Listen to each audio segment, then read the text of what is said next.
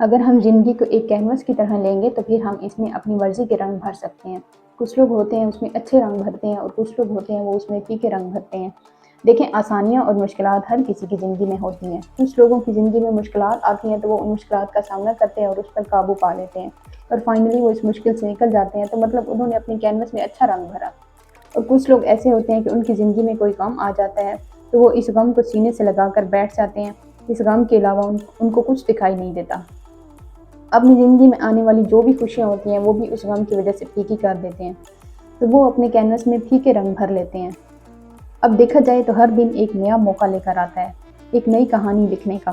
कभी-कभी हमें तारीकी का सामना करना पड़ता है, लेकिन तारीकी भी देखें, अगर देखा जाए तो तारे भी तो तारीकी रात में ही चमकते हैं। अपनी मंजिल पर नज़र रखें और कभी पीछे मुड़कर ना देखें। कोई भी चैलेंज हो, कोई भी काम हो, उसको एक सीढ़ी की तरह लें। जिस तरह हम सीढ़ियों पे स्टेप बाय स्टेप चढ़ते जाते हैं, इसी तरह हर एक काम को एक चैलेंज की तरह लेंगे तो ये चैलेंजेस हमें मजबूत बनाते हैं। नाकामी से ना घबराया करें। अगर किसी मिशन में, किसी काम में अगर फेल हो गए हैं तो उस नाकामी और उस फेलियर को अपना टीचर बना लें, उस नाकामी से सीख लें। इस तरह कामयाबी आपका मुकद्दर बनती है। अब ये बातें करने का मतलब ये नहीं है कि आप घर से बाहर निकलें, बहुत बड़ा बिज़नेस करें, उसके लिए आपको बहुत ज़्यादा मेहनत करनी पड़े और आपको नाकामी का सामना करना पड़े। ये सारी बातें छोटे-छोटे कामों में भी होती हैं। इसके लिए अगर मैं अपनी मिसाल ले लूँ तो मुझे शुरू में केक बनाना नहीं आता था और मैं केक बनाने से बहुत डरती थी, क्योंकि मुझे ऐसा लगता था कि मैं बैटर तो बना ही लूँगी किसी तरीके, लेकिन फ्लेम के लिए मुझे बहुत परेशानी होती थी कि लो फ्लेम में कितना लो फ्लेम रखूँ कि केक मेरा ना जले, ख़राब ना हो या सख्त रह जाए।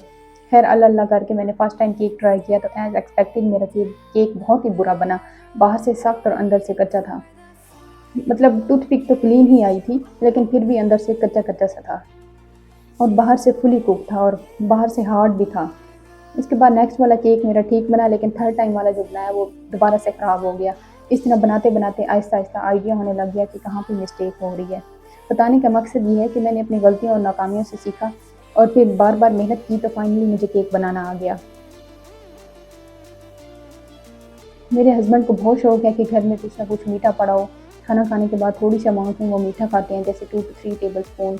और बच्चे भी छोटे हैं तो उनको भी भूख लगती है तो कोई ना कोई स्वीट डिश बनाती रहती हूँ जो 2-3 दिन चल जाती है। और मैमा का केक खाने का दिल कर रहा था तो मैंने केक बनाया था।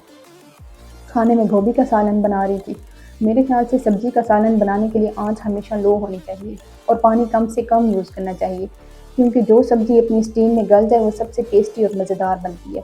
कुछ सब्ज़ियाँ अपनी स्टीम में गल जाती हैं और कुछ सब्ज़ियों में पानी डालना पड़ता है, जैसे मटर को गलाने के लिए हम पानी यूज़ करते हैं।